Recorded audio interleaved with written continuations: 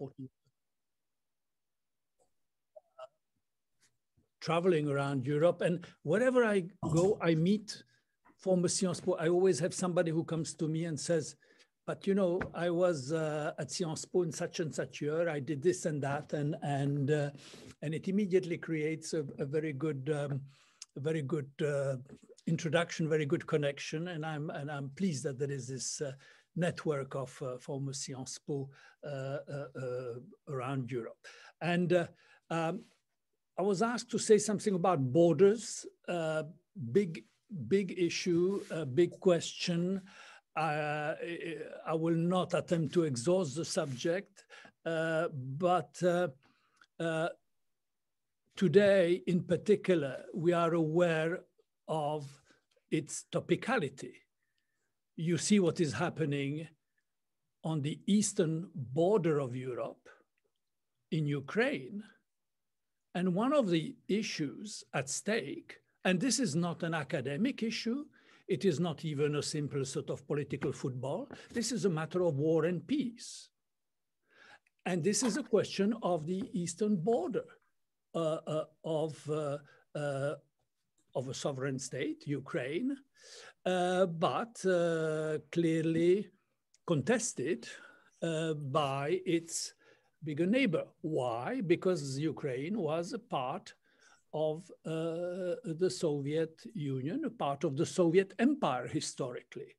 And therefore, the reason I'm starting with that is to say, and this is especially important for those of you in Western Europe, it's not always clearly understood how sensitive an issue the question of borders becomes in what in the old days I called The Other Europe. My book was called The Other Europe, and the film I did for the BBC, for English television was called The Other Europe. But that was basically trying to explain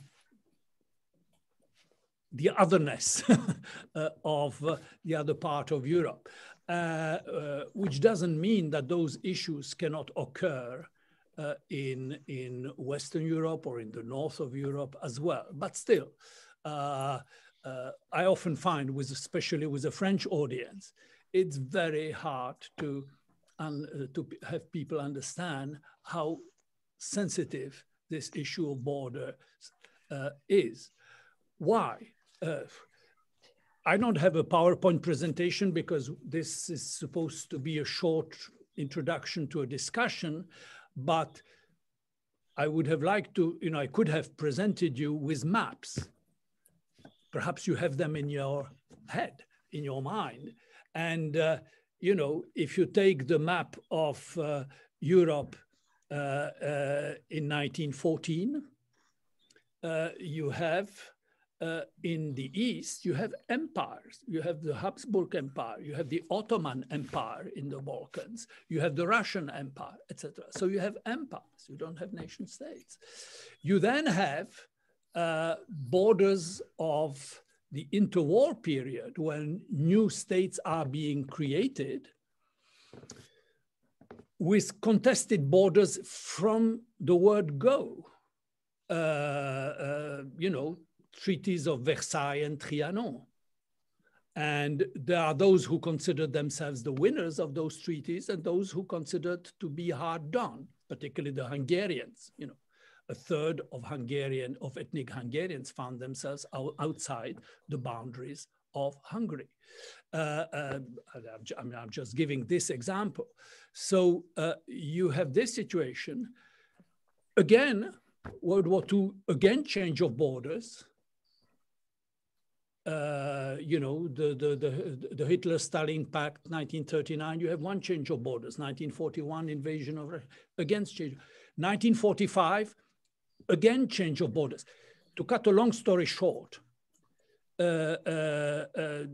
we are, of course, most interested in today's Europe. We are interested in the post-89 Europe, and borders have changed after 1989 again. But it is important to bear in mind that seen from the other half of Europe, this question of borders is different because they are more recent. The East European borders are more recent than African borders of decolonization. These are borders that have changed periodically, every 20, 30 years.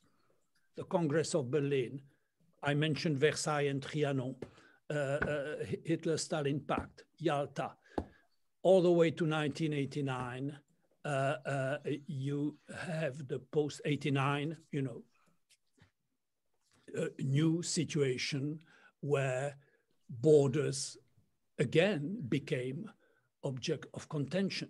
Now, if you have such a situation of state boundaries changing, it means it's not just a matter of for border guards, it's a matter for the citizens. It means somebody who, I mean, my professor, the person who introduced me to East European studies, as it was called in those days, was François Feiteux of Hungarian origin. He was born in Hungary in 1909, and that was Austro-Hungarian Empire. And imagine somebody of his generation. He died a few years ago at the age of 99. But imagine somebody who was born, take somebody in any of those cities in Eastern Europe, and imagine being a subject of the Austro-Hungarian Empire. Imagine them then becoming a citizen, say, of Romania. I mean, take a city of Czernowitz, okay? Czernowitz, of Czernovci, as it's now called. So Austrian, you are a subject of Franz Josef. You become a Romanian citizen. You have a Romanian passport. You, after the war, it becomes a part of the Soviet Union. You have a Soviet passport. And today you're a citizen of Ukraine, and you are a Ukrainian national. Well, I mean, and I could give endless examples like that. Well, what does that mean? It means that you have not moved, you still live in the same city, but in your lifetime, you might have changed 4 or 5 times your ID, your passport, your identity card. So if you have changed in your lifetime, your identity card 4 or 5 times, what does national identity mean to you?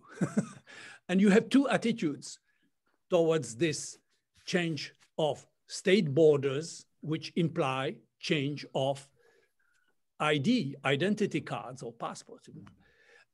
Either you can take a sort of distant detachment, let's say detachment towards this issue. Oh yes, border change. This is, you know, big history made by big nations, and we are small nations, and we are the objects of history. We are not making this, we are the objects. So our state borders come and go, and you have this detachment. And you find that, you know, I don't know if some of you, I mean, I'm as a Prague-born Frenchman, I'm a reader of Hašek's Good Soldier Schweik, you know, and the novel that all the Czechs know by heart starts with something like that. So they killed, you know, this happens, this is in a pub, a scene in a pub in Prague, you know, Bierstube, they're drinking beer. Somebody says, so they killed Ferdinand. And the other person say, which Ferdinand? The one who collects dog shit in the street? Or is it the one whose portrait is hanging on the wall here? You know, this is the outbreak of World War I, okay? We are talking about outbreak of World War I, the assassination in Sarajevo. A great European tragedy is starting, and you treat it with total derision, you know, detachment, because this is not something, this is not your history, this is made by others. So this is one way. You have this ironic detachment. I mean, you read Kafka's diary, you know, on the same occasion, the start of World War I, you know, he says, on such and such day, in the morning, declaration of war, afternoon at the swimming pool. Okay, so this is Franz Kafka in his diary. So you cannot have more detachment towards, you know, borders will be changing, empires will be collapsing, a great European tragedy is about to happen, and you treat it with this kind of derision. This is, of course, one posture. The most frequent posture is, of course, a very different one, and that has connection all the way today. Is not detachment and irony, is the assertion that Czernowitz has always been, and then you choose either Romanian or Ukrainian or whatever, and you will assert it all the more categorically than, of course, it's a dubious proposition. Because as I said, these places, and I mentioned Czernowitz, I hope I'm not offending anybody. I could choose many other, you know, if you take the city of Lwów, you know, Lwów, as pronounced in Polish, you know, it was Lemberg in the Austrian Empire. It was Polish city. Today it's in part of Ukraine, okay, etc. So that's the most frequent response is to assert even more categorically that the borders and the identity is all the more clear and uncontested, that precisely it has been changing every 20 years.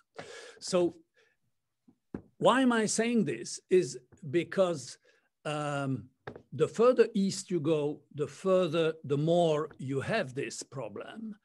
And it matters for Europe of today, partly because West Europeans have difficulty understanding why issues of borders and sovereignty matter so much, are so sensitive politically and also in the public discourse, given that West Europeans think or pretend often that they've been building European integration and that they live in kind of post-national age where borders have gradually been opening up and have in fact vanished. We move freely in the Schengen space.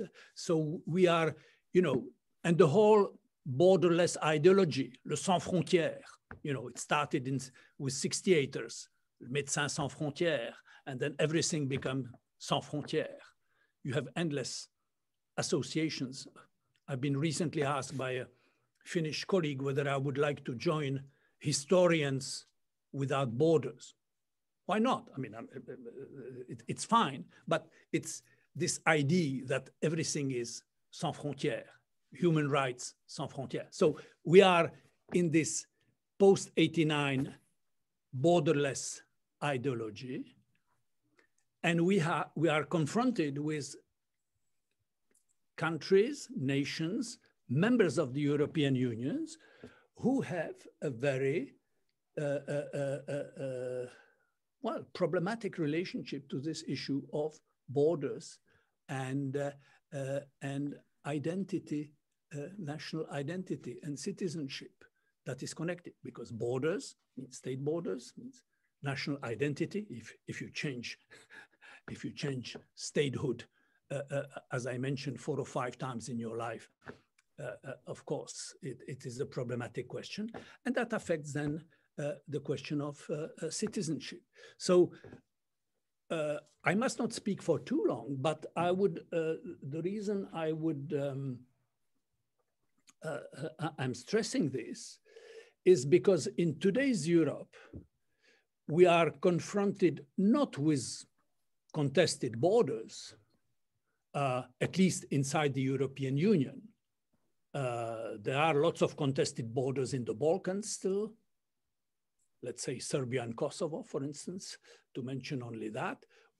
Ukraine, I just started with, you know. You have I don't know, Transnistria in Moldova. Well, you have a whole area which had a referendum separating from Moldovan state and wanted to be attached to Russia. Incidentally, the Russians didn't follow up on that proposition. So you had a referendum about attaching Transnistria to Russia, and the Russians didn't bother to do it. Anyway, this is, but it's kept in store just in case one day, maybe come in handy. We have in Western Europe, and you know, as I say often for a French audience, if you have a state that has been building over 1,000 years, you know, and the idea of nation and state in France, you know, carried over for 1,000 years, continuity. And you have perhaps difficulty understanding why such issues are so sensitive and so problematic, because the legitimacy of the new borders has been questioned in the past and could be questioned again. So that's one aspect, and it has two implications at least, and I will stop after that so that we can have a discussion. But it has one implication, which is for the question of sovereignty. You know, we are discussing a lot about European integration and what it implies for, let's say, sharing sovereignty. What is, after all, the European project? It's a way of sharing sovereignty on certain issues. It's open borders, yes, we move freely, goods, people, capital, etc. You know, the 4 freedoms. We move freely around Europe, so this is the open borders. And shared sovereignty, there are certain attributes of state power that we put together, that we pool. It's pooled sovereignty, okay? So you don't approach this issue the same way if you have had, let's say, like the countries of Eastern Europe, these are old nations, old states, you know, Hungarians, Czechs, etc., old states, but that have been absorbed into empires, like in the Habsburg Empire. They've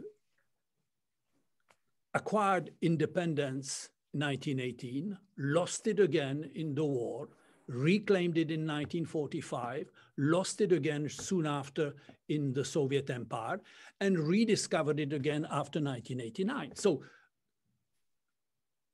the Velvet Revolution of 1989 was a return to Europe, but it was also return of democracy and therefore of sovereignty. So you have the issue of popular sovereignty, democracy, and issue of national sovereignty. We are an independent state.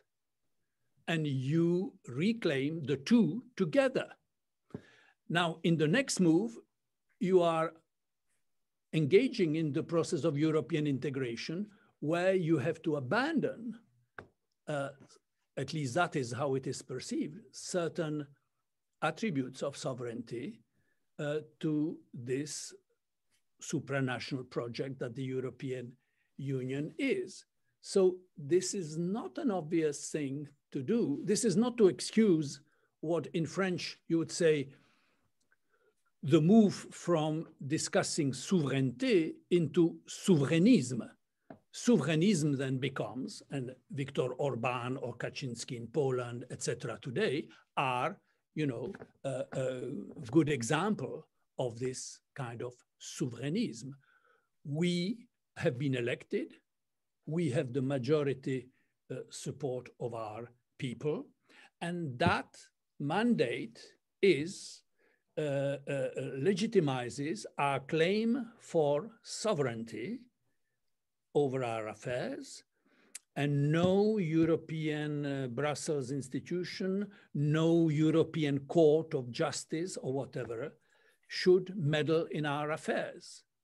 When the Polish Constitutional Court says you know, that the such and such European legislation or such and such intrusion into the Polish situation by the European Court is unacceptable, illegitimate, because it contradicts the sovereignty of Poland, which is stated in its constitution. So this question of historically changing borders, and mind you,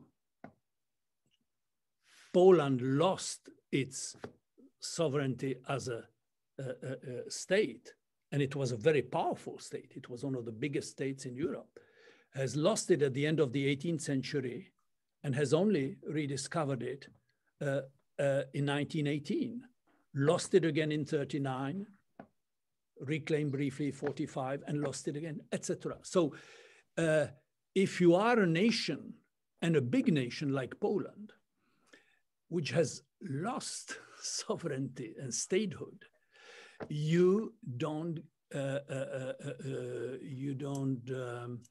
easily give up this notion on behalf of a supranational process such as the European integration. So that is one aspect, this question of sovereignty, and that is at the heart, at the core of the current feud we have in the European Union between European institutions and some of the states, such as Poland. And you are, I'm sure, aware of the Article 7 that has been now used as a means to put pressure on Poland, and the whole conflict about between the Polish Constitutional Court and the European Court of Justice and the European Court of Human Rights. So these are the conflicts of sovereignty, but to understand them, what I said about borders is not irrelevant. And the second point, and I will close with that, is the, I mentioned borders. Well, the next word that comes to mind when you mention borders today in Europe is migrations. And so we have seen, particularly in 2015, a deep divide inside the European Union on this question of borders and migration. To what extent we have open borders inside the European Union, okay, this is a Schengen, but we discovered we didn't have a proper external border. It was not clear. So when Greece proved unable to handle the border because of the massive inflow of migrants at the time, you had two attitudes, or perhaps more than two, but two at least contrasting posture. That of Chancellor Merkel, who said, oh, our values is values of universal human rights, and on behalf of these universal values, European values are universal human rights, and on behalf of those values, we should welcome those who are fleeing war or conflict or what have you. And you had the opposite attitude, that of Viktor Orban, supported by all the East Central Europeans, saying, I'm building a fence to protect the borders and the sovereignty of my country, because it is a sovereign decision of this government about who has the right to enter or not into this particular state, be it Hungary or what have you. The same argument would apply to any other state. So there you had the two opposite attitudes, and many other Europeans were sort of somewhere in between probably. But so you can see that the reason the Hungarian leader could gather, not only formulate the argument, but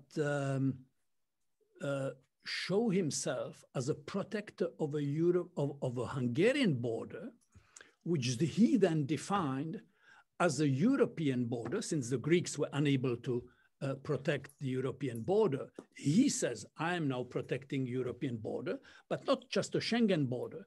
I'm protecting a border of European civilization, because the migrants that are coming from another continent with another religion, and they are coming how? They're coming from the Middle East through Turkey, through the Balkans. This is the Ottoman route. So if you are talking in Hungary, and again, I'm not justifying what Orbán was saying. I'm just saying, if you want to understand what he's saying to his audience, is we were the ramparts against the Ottomans in the old days. If there is one date Hungarian learn at school, 1524, the Battle of Mohács, which they lost against the Ottomans. Like the French know, 1515, Marignan. Okay, so the Hungarians know Mohács. The Czechs know, 1620, Battle of the White Mountains, which again, the Protestant Bohemian lost to the to the Habsburg. So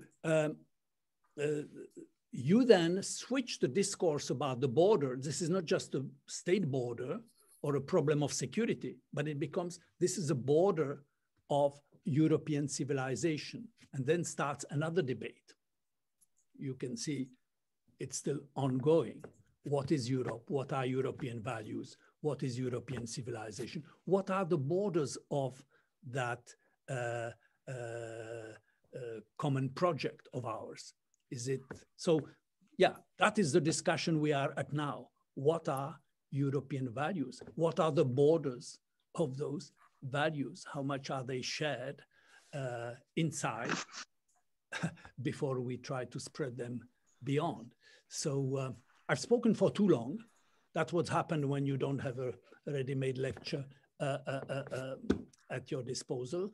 But I think that the question of borders can be approached in many ways, and I'm sure that you have your own views about that and your own questions or comments on this subject, which I'll be happy to respond to. Thank you very much, Professor Rupnik. We have already a question in the chat. So maybe Elisabeth Chaillet-Le-Forestier, who is president of the Nordic French Society, would like to directly ask the question. Elisabeth. Hi everyone. I would like to ask a question. Maybe I just wrote the question in order to facilitate the discussion. I wrote the question in English, but maybe I can also speak in French in order to facilitate the discussion with our French colleagues. Merci pour cette présentation sur notre nécessaire sensibilité à prendre en considération les frontières. Ma question tournait sur un sujet qui est connexe. J'enseigne les affaires européennes et je me posais la question en préparant mon cours de demain sur le rôle des accords d'Helsinki, parce qu'en 1975, il y avait 4 paquets qui avaient été posés pour gérer les tensions extrêmes entre l'Est et l'Ouest. Et parmi les 4 paquets de l'accord d'Helsinki, il y en avait un sur les frontières et un autre sur l'économie, un autre sur les mouvements, en fait, les human rights. Et je me demande si aujourd'hui on ne paye pas le fait que les Helsinki Groups ne sont plus aussi actifs. Et ce sont ceux qui ont transcendé les frontières avec les mouvements de dissidence. Et je me demande aujourd'hui comment on pourrait redéfinir leur rôle et si leur rôle est nécessaire. Qu'est-ce que vous pensez de ça?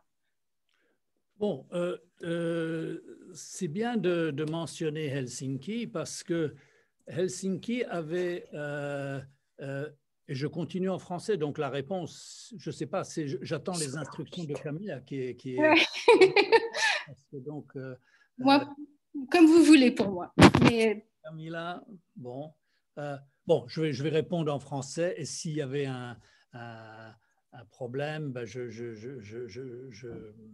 pourrais répéter en anglais. Mais pour aller à l'essentiel, je dirais ce que faisait Helsinki, c'était deux choses. Proclamer le principe de l'inviolabilité des frontières. Oui. Donc ça, c'était très important pour notre sujet, n'est-ce pas? Parce que Oui. donc, c'est dans la première corbeille qui concernait la sécurité, etc. Donc ça, c'est la première corbeille. Il y avait la corbeille économie, échange, et il y avait la corbeille, ce qu'on appelle droit de l'homme, comme ça, mais qui était la possibilité d'échanger des informations. Mais cette première, voilà, cette phrase, inviolabilité des frontières, ce qui, soit dit en passant, ne veut pas dire intangibilité des frontières. Donc, ça ne veut pas dire qu'une frontière ne peut pas être modifiée, mais elle ne peut être modifiée que par accord mutuel entre deux gouvernements démocratiques, dans deux pays qui décident par je ne sais quelle procédure de modifier pour telle ou telle raison. Mais ce qui compte d'abord et avant tout, c'est l'inviolabilité. C'était ça, la principale mesure. Et bien sûr qu'à l'époque, ça voulait dire deux choses. D'une part, on accepte le statu quo en Europe. L'Europe était divisée. Et donc, d'une certaine façon, la raison pour laquelle les Soviétiques avaient approuvé, enfin, avaient même initié le processus d'Helsinki, c'était l'idée qu'on va stabiliser l'Europe en reconnaissant ses frontières telles qu'elles sont et surtout reconnaître la division de l'Europe. Et ça, bien sûr, c'était une des conséquences de 68, du printemps de Prague, parce que l'accusation grave que les Soviétiques portaient au socialisme à visage humain d'Alexandre Dubček et à toute l'expérience tchécoslovaque, c'était l'idée qu'ils sont en train de sortir de la sphère d'influence de l'Est et ils sont en train de construire des ponts. Et à l'époque, d'ailleurs, dans les années 60, il y avait toute une série de théories sur la construction de ponts entre l'Est et l'Ouest. Voilà, c'était ça la grande idée, Zbigniew et d'autres, voilà, building bridges, c'était ça l'idée. Et les Tchèques avaient poussé cette idée, j'allais dire, un peu trop loin du point de vue soviétique. Et donc, Helsinki, on établit le statu quo, on reconnaît les frontières, mais après, on établit là-dessus le principe de la détente. Oui. Donc, une fois qu'on a reconnu le statu quo, on peut à ce moment-là établir des échanges sans avoir cette suspicion politique ou cette crainte. Et donc, l'idée qu'on peut établir des contacts, la détente, sur la base de cette reconnaissance du statu quo. Les Allemands, bien entendu, se sont saisis par la suite de cette idée dans la relation interallemande. Oui. Le Wandel durch Annäherung. Donc, on peut changer à travers le rapprochement. Voilà. Vous reconnaissez que l'Allemagne de l'Est existe. Elle est même reconnue, la DDR, l'Allemagne de l'Est, est reconnue comme État souverain. Elle est même représentée aux Nations Unies. Oui. On oublie ça. Oui. Et donc, vous reconnaissez le statu quo, la division de l'Allemagne, et ensuite vous œuvrez au dépassement de ce statu quo. De ce statu quo. Oui. Et c'est ça l'idée de la détente. Je dirais d'ailleurs, petite parenthèse avant que j'aille chercher un verre d'eau, dont j'ai à l'évidence besoin, mais quelle est la première frontière après 89 qui a été changée en Europe? Immédiatement. Après 89, n'est-ce pas, nous avons connu une période de modification des frontières dans diverses parties de l'Europe. Oui, la première, c'est une colle. Non, voilà, je ne vais pas, non, on ne fait pas. Mais vous voyez, les frontières dans les Balkans ont été changées de façon violente. Oui. La frontière tchécoslovaque, entre tchèques et slovaques, a été changé par la négociation pacifique. Oui. Les frontières dans l'ex-Union soviétique, bon, ben, ça a été fait par la dissolution de l'Union soviétique et surtout par la volonté de Yeltsin de casser le régime communiste. Et il était prêt à sacrifier l'empire soviétique, russo-soviétique, sur l'autel de son pouvoir. Les conséquences de ça, ben, c'est Poutine. Mais le premier État à changer une frontière internationalement reconnue, ben, c'était l'Allemagne, la réunification allemande. La réunification allemande, il y avait deux États, il y avait une frontière, et elle a été abolie par la réunification allemande, qui a été approuvée dans le processus 4+2, hein, donc les deux Allemagnes, plus les quatre, c'est-à-dire Union soviétique, États-Unis, France et Grande-Bretagne. Voilà. Les 4+2 ont négocié les conditions dans lesquelles l'Allemagne pouvait se réunifier. Donc, vous voyez, il y a des frontières que l'on peut modifier par accord mutuel ou par accord international. Le divorce tchécoslovaque, que j'ai bien suivi, c'est passé, n'était pas quelque chose de souhaitable. Le président Havel, avec qui je travaillais à l'époque, était totalement opposé à cela. Mais ça s'est fait par consentement mutuel, j'allais dire, avec quand même deux conditions qui permettaient une sortie pacifique de ce dilemme. C'était d'abord entre la République tchèque et la Slovaquie, il n'y avait pas de minorité nationale d'un côté de la frontière ou de l'autre. Oui. Donc, vous n'avez pas de frontières contestées parce que c'est des frontières historiques. Le royaume de Bohême, hein, Bohême et Moravie, donc ça c'est une entité historique. Donc, et la Slovaquie faisait partie de la Hongrie. Oui. Et donc, c'est des frontières anciennes, pas contestées. Donc, vous n'avez pas de contestation de frontières. Vous n'avez pas de minorité de l'autre côté de la frontière qui demande son rattachement à la mère patrie. Et Havel n'était pas Milošević. Et si vous avez ces trois conditions, ben vous pouvez faire un divorce à l'amiable. Moi, je me souviens quand des Québécois, à la suite du divorce tchécoslovaque, parce que j'avais écrit un long article là-dessus, j'ai eu des visites de toutes sortes, mais entre autres de Québécois. Et j'ai reçu une délégation de Québécois, jeunes, sympathiques, éduqués, formidables, mais avec l'idée que, puisque les Slovaques pouvaient se détacher des Tchèques pacifiquement et démocratiquement, pourquoi les Québécois ne pourraient-ils pas le faire? C'était ça leur raisonnement, se séparer. Et bien sûr, ils voyaient chez les Slovaques, voilà, c'est le junior partner qui veut se séparer. Et donc, j'ai essayé par tous les moyens de les dissuader, de dire que c'était une erreur. Non, mais vous savez, nous, on le fera pacifiquement, démocratiquement. Il n'y aura pas de problème. Et d'ailleurs, on va faire un référendum. Ils ont fait le référendum et ils l'ont perdu. Comme quoi, ça n'a pas pris. Voilà, comme quoi ça n'a pas pris. Mais vous voyez, donc la discussion sur les frontières, elle peut prendre ensuite des tournures différentes quand on se rapproche soit de la question des migrations que j'ai évoquée, soit de la question des nations au sein d'un ensemble plus grand. Et les Québécois, oui, un îlot francophone dans une mer anglophone, oui, on peut comprendre la tentation, à mon avis politiquement totalement erronée, mais on peut la comprendre, à condition évidemment que ça soit démocratique, que ça soit négocié. Et pourquoi pas? Vous avez en Suisse vous avez eu le processus, comment le canton de Jura s'est séparé du canton de Berne. Et alors, c'était un processus négocié, juridiquement compliqué. Les juristes ont inventé toutes sortes de conditions pour que ça puisse se faire et à quelles conditions c'était possible et pas possible, etc.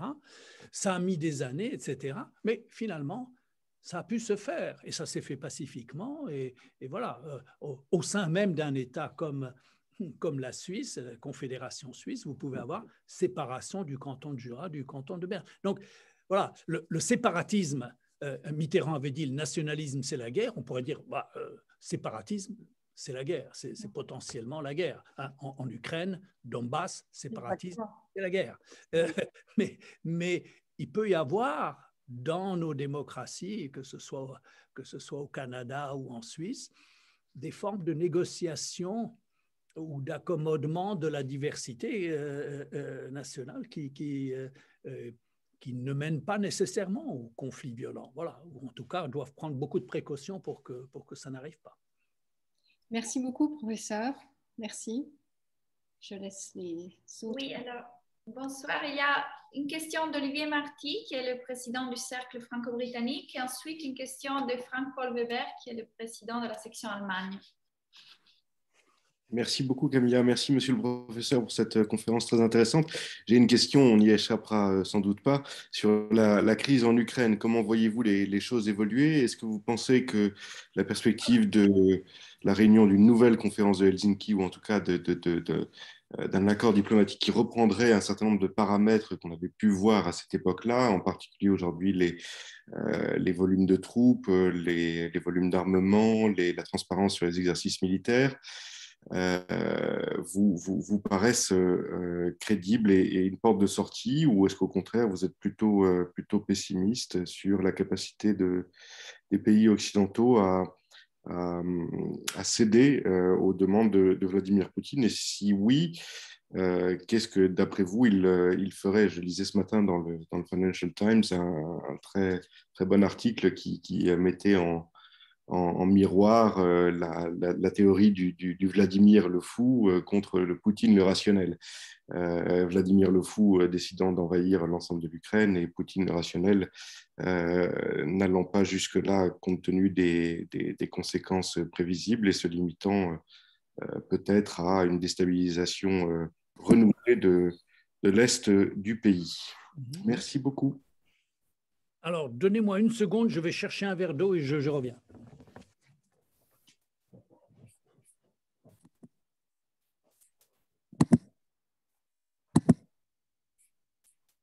Entre-temps, n'hésitez pas, si vous avez des questions, soit à lever la main, soit à l'écrire dans le chat, comme ça on pourra récolter les dernières questions.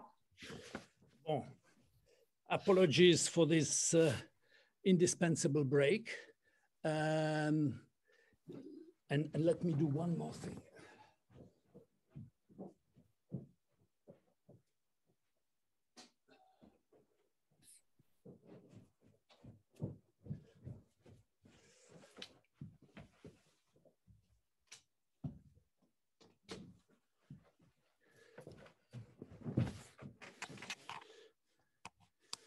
Hello, are we still here? Are we? Yes. Okay. Ukraine. Well,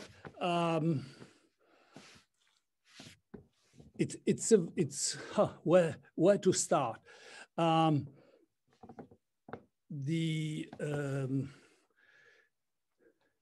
It's one of those post-imperial situations. A loss of an empire is an extremely difficult situation in the Russian case. Why? The Soviet Union was the last colonial empire, if you want. You could put it that way. And then, of course, we could say, well, you know, why don't they just get over with? They lost the Soviet Union is over, they lost it, and that's it. And why is it difficult for the Russians to accept that Ukraine, among others, is an independent state?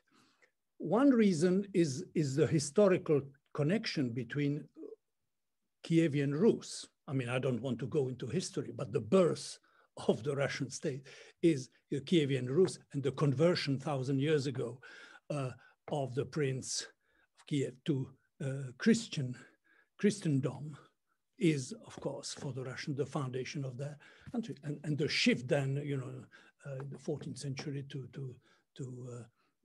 15th century from Kiev to Moscow, etc. But you have the historical connection of Russia, Rus, Kievian Rus. There was no Ukrainian. There was no difference between Russian and Ukrainian then. Anyway, that's history. But what I wanted to draw your attention to, because it's connected to our subject of borders, is that decolonization is always painful. The French know that as well as anybody else. So the debates about that are still going on in relation to, I don't know, Algeria or what have you. And you know, the whole discussion about the post-colonial legacies, my God, it has become a whole academic industry, you know, post-colonial studies and that kind of thing. But you could, to simplify, the loss of an empire for the British, let's say, Britain without India was still Britain. France without Algeria was still France. But what is Russia without an empire? Because the Russian Empire has been built not overseas. It has been built by a gradual extension of the borders of Russia, first east, west, east, you know, in the 18th century, you know, Peter the Great, you know, looking in the European, West European direction, others expanding, Crimea, you know, Catherine the Great in the 18th century, Crimea became part of Russia, and the whole expansion eastward, all the way in the 19th century itself. So you have an empire that has grown by a gradual extension of the borders of Russia. Therefore, you don't have a distinction between the state and the empire. So again, to cut a long story short, when the empire goes, you have the question about what is the Russian state?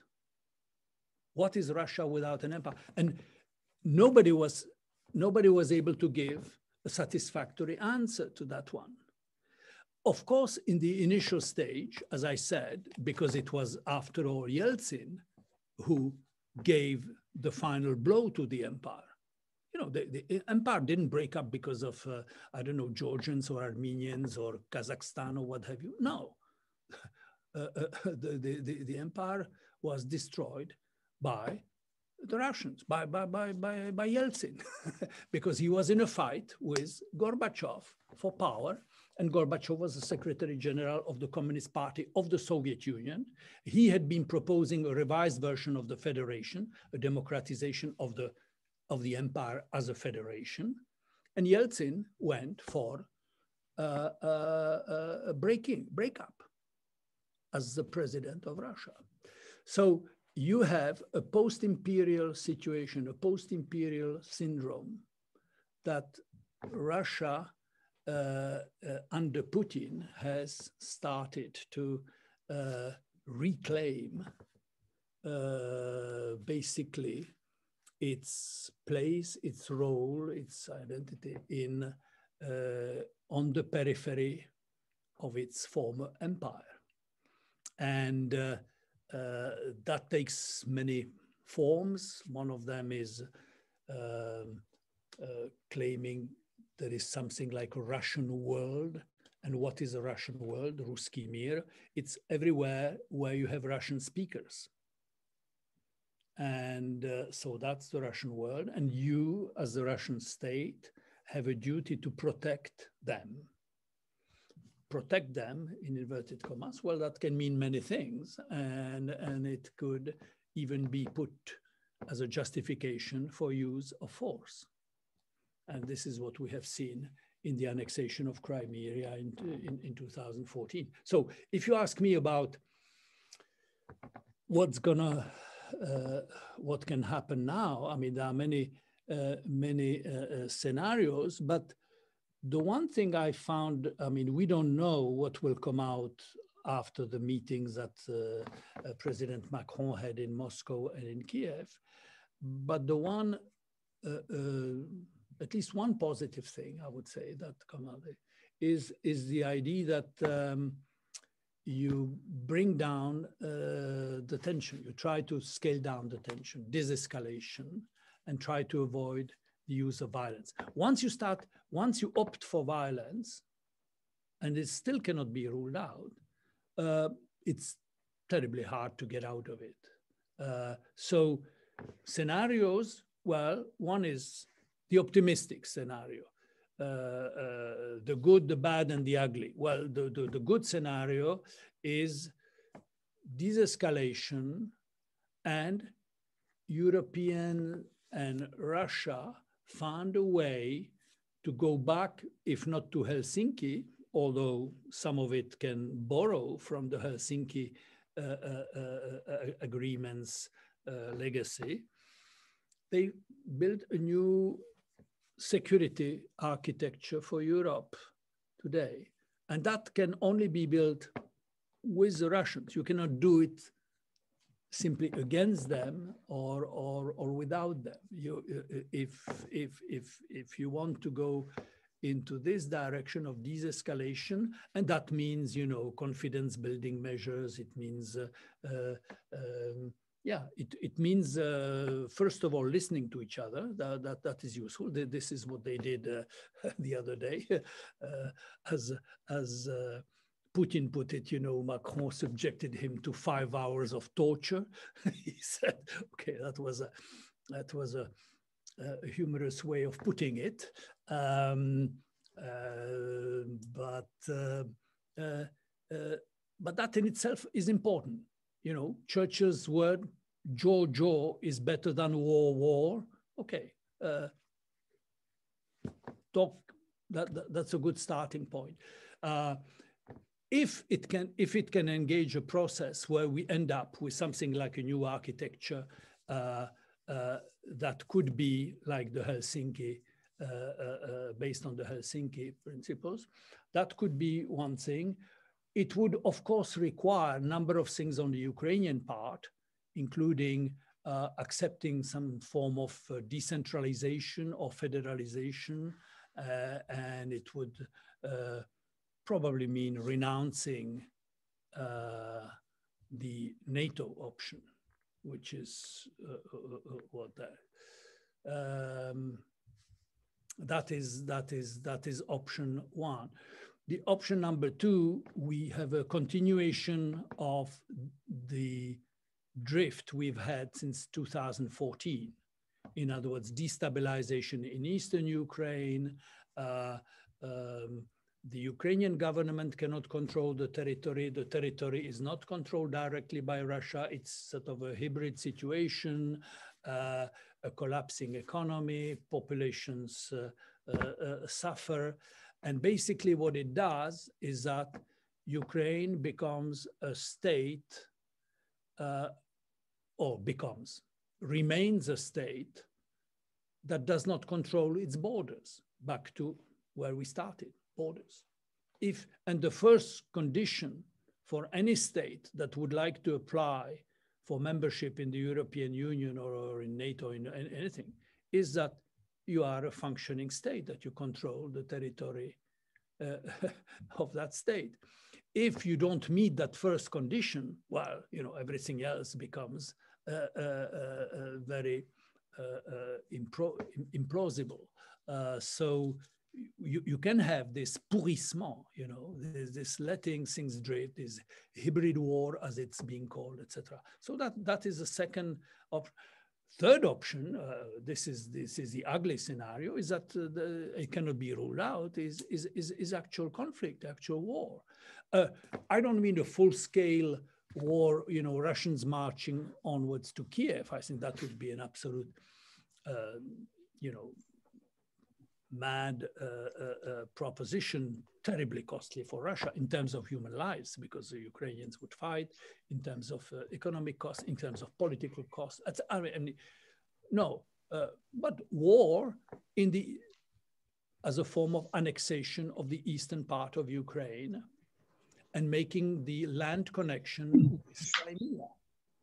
So you would then detach territory de facto from Ukraine by military means.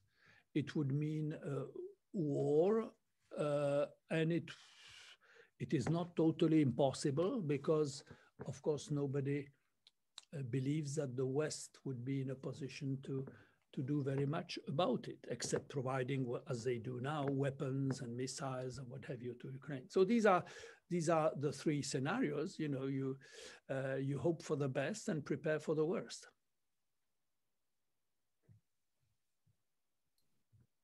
Thank you. Maybe the two last questions, one from Jean-Paul Weber and one in the chat from Zita Bubenkova. Jean-Paul, es-tu là? Hi. Good evening. Sorry, I'm between two airports. Thank you very much, Professor Rupnik, for the very interesting talk, as always. My main quality tonight is that I'm a former student of yours in the early 90s, so it's always a pleasure to listen to your analysis. I had a question related to the role of Germany, not directly maybe in the Ukraine crisis right now, even if it's not so far away.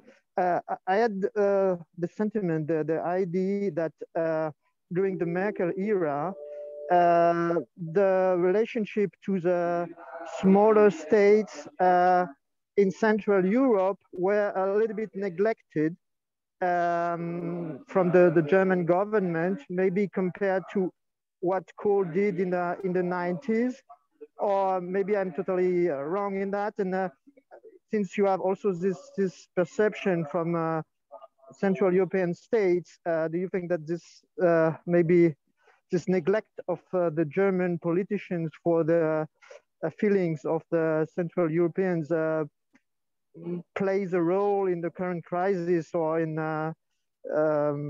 past events in Europe? And do you think that, well, the Weimar Triangle was just revived very artificially last night? I don't know, for the first time for quite long. But do you think it could be a new, well, a lasting revival, or it's just a one-off event? Thank you so much. Well, thank you very much. It's always good to meet, even at a distance, former student. You know, Germany's engagement in East Central Europe is a very old and ancient one. You know, it goes back to, in some cases, 11th, 12th, or 13th century. So it's an old presence. Crucial role in building the cities in East Central Europe. And the big historical trauma was what happened after World War II, after the defeat of Nazi Germany, the expulsion of the Germans from Eastern Europe. You know, altogether, I don't know, some 12, 13 million Germans were from Poland, from Czechoslovakia, 3 million from all over Eastern Europe. So there was kind of breach. The World War II was certainly a major breach. Now, post-89, since this is what you're interested in, and of course everybody else, is that a period of German reunification, which was the condition for the reunification of Europe. So when the East Central Europeans were saying return to Europe, well, that is only possible if you have a reunited Germany. the two things, reuniting Germany and reunited Europe, were part of the two sides of the same coin, if you want.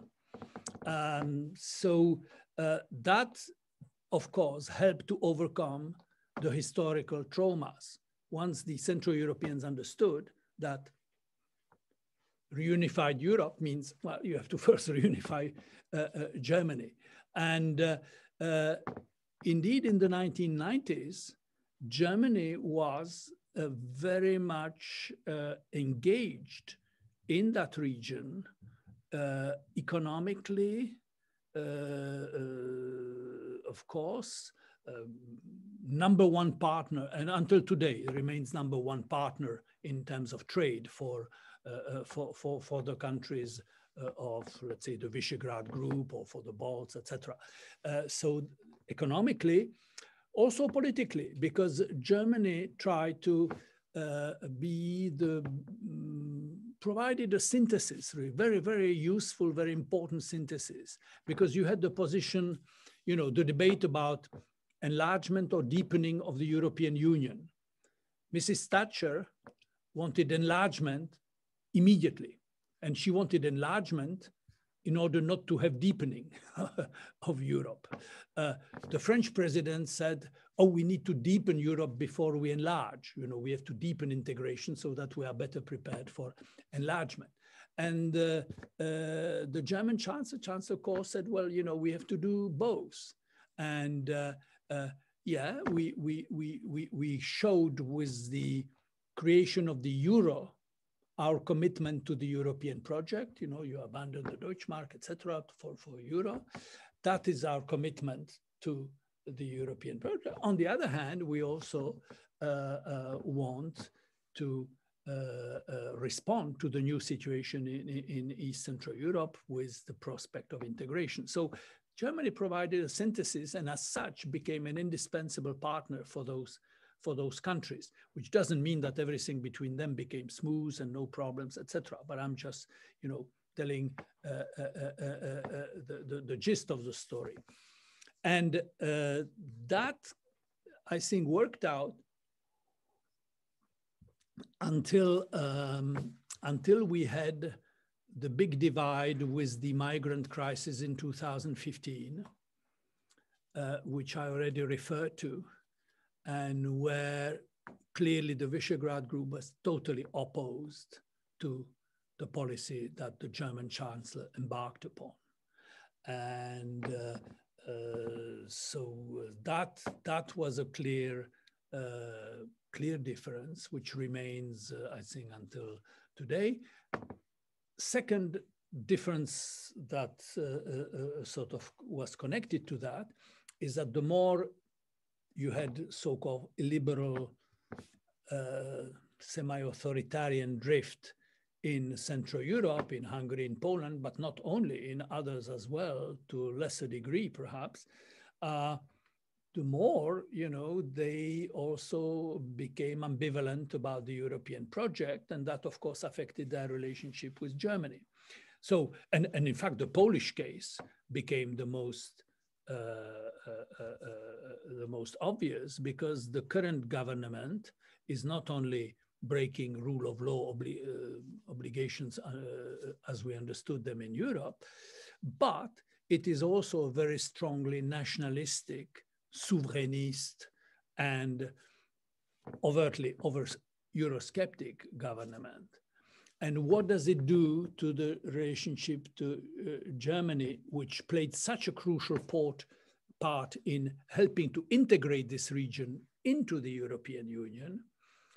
It now turns against Germany. I mean, the kind of things you hear from the Polish government about Germany is something unbelievable, the European Commissioner Didier Reinders was in Warsaw during this crisis on the Belarusian border. You know, Charles Michel went, and then Didier Reinders went there. He's in charge of rule of law. And he was on TV with the Polish Minister of Justice. And the first thing the Polish Minister of Justice starts talking, he starts showing pictures of Warsaw in 1944 being bombed. You know, this is what they did to us.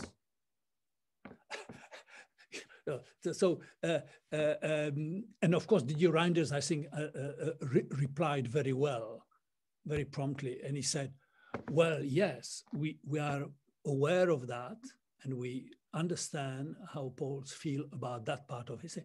And this is why we built a common, strong, united Europe, so that this kind of things can never happen again. So he had the right reply to it.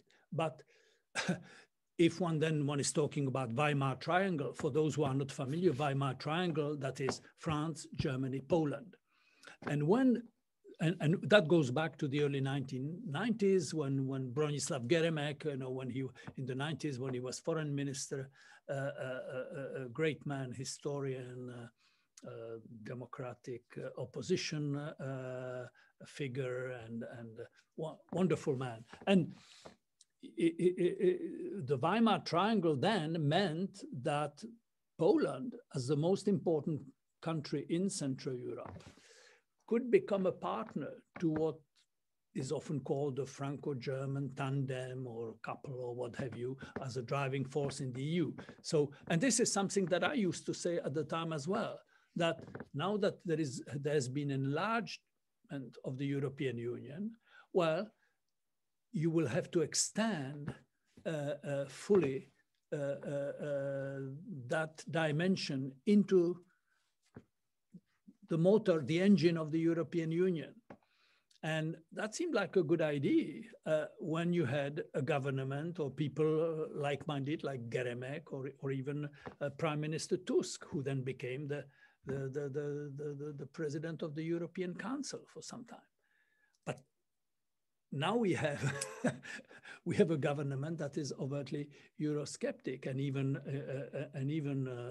sort of Germanophobic, I would say, at least some elements of it. So that makes it very much more difficult. However, just a last word, what happened yesterday with the three, that was crucially important for the cohesion of Europe.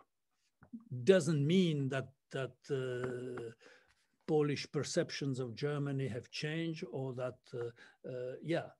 but the fact that Macron could come back from Moscow and Kiev and say, in this crisis, not just the French and the German can find a common position, but we also include the country that is probably most adamant and uncompromising in its support for Ukrainian government, for its sovereignty, for its resistance to Russian influence, etc., etc.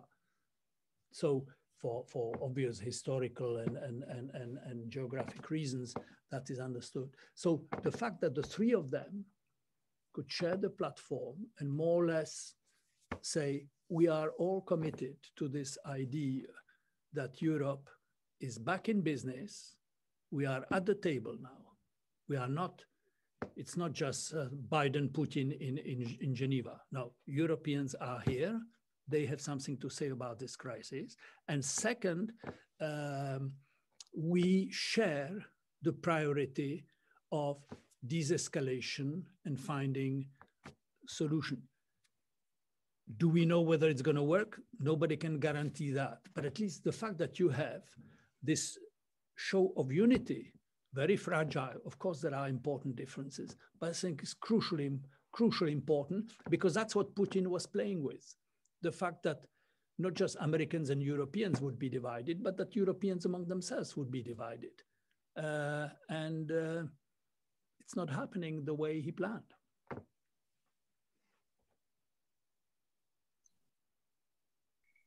Thank you very much, Professor Rupnik. It was a brilliant conversation, brilliant conference. I think we have, unfortunately, it's the time to stop the conference and the debate, but I hope we will have the chance and the honor to invite you another time for another conference. And maintenant, nous avons peut-être le moment, je vais stopper le record.